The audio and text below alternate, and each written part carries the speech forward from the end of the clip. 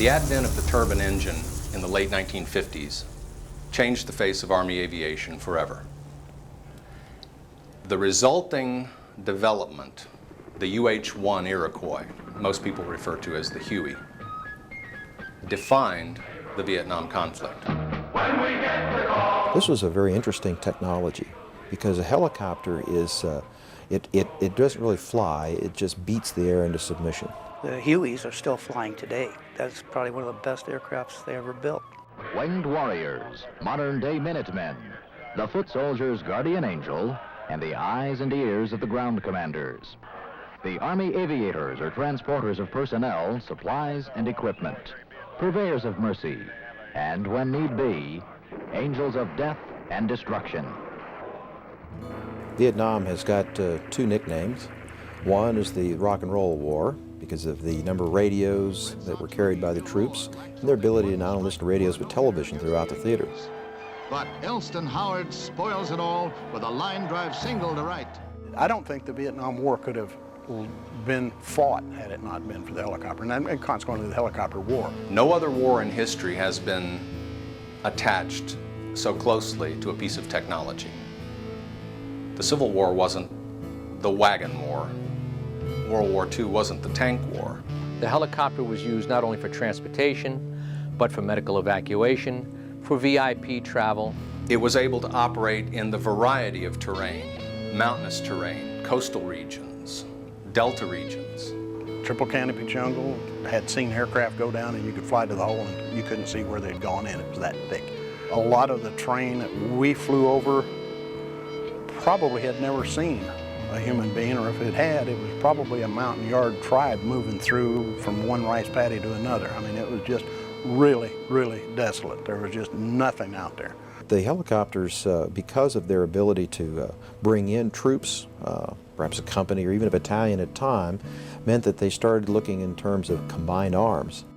Armed helicopters, a la the 170th Assault Helicopter Company, where miniguns, machine guns were all mounted to make these quote-unquote helicopter gunships, which were extremely effective in the suppression of the North Vietnamese and Viet Cong.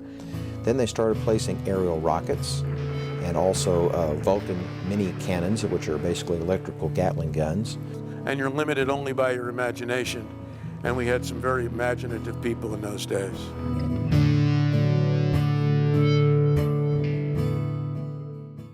Angels of mercy to wounded soldiers in the Vietnam War are the helicopters, flying ambulances that can easily penetrate the jungle and drop down to pick up the wounded who might otherwise die.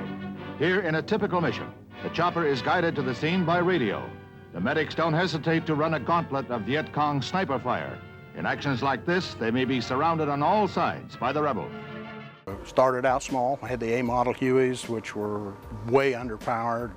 They took them to Vietnam, and yeah, we could do some of the missions, but they were too underpowered to do the whole mission. In those days, a UH-1 in the Highlands could carry 5 Americans, or they could carry 7 ARVNs. And that was purely a weight consideration. And Charlie models were a lot underpowered compared to the hotel models, and they didn't take off real well when they were fully armed and fully fueled. You couldn't just pick them up to a hover. You had to kind of slide them off into where they would fly. Even sometimes the crew chief and gunner had to run alongside it until you could get it moving so you could get airborne. It was always overweight. A low-flying helicopter that flies nap of the earth, or nap, can fly very low to the ground, which means that radar has a hard time finding it or picking it up on the scope, and also makes it tougher for the enemy to shoot it down. It was able to insert troops into areas no other vehicle could put them, get them there quickly, remove them quickly, and take them to an entirely different area where necessary. Everything got bigger as the mission went on. But to fight in an environment like Vietnam, if you hadn't had that, you were basically road-bound. And there aren't enough roads in Vietnam to consider that a way to go.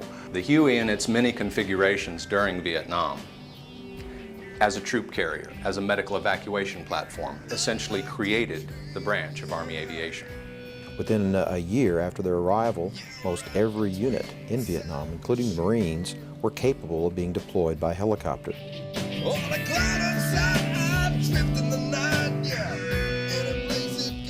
The helicopter is not only used to bring in troops very rapidly into positions as part of a surprise attack or assault on guerrillas or the North Vietnamese Army, but it was also used for resupply. There were small forward operating bases, landing zones, fire support bases spread all throughout South Vietnam. And usually on a daily basis, sometimes more often, they received their hot meals, their mail, their replacements that way. And it was also the first stop for the Freedom Birds, taking the troops back after their 12-month rotation. Roger, that's the target.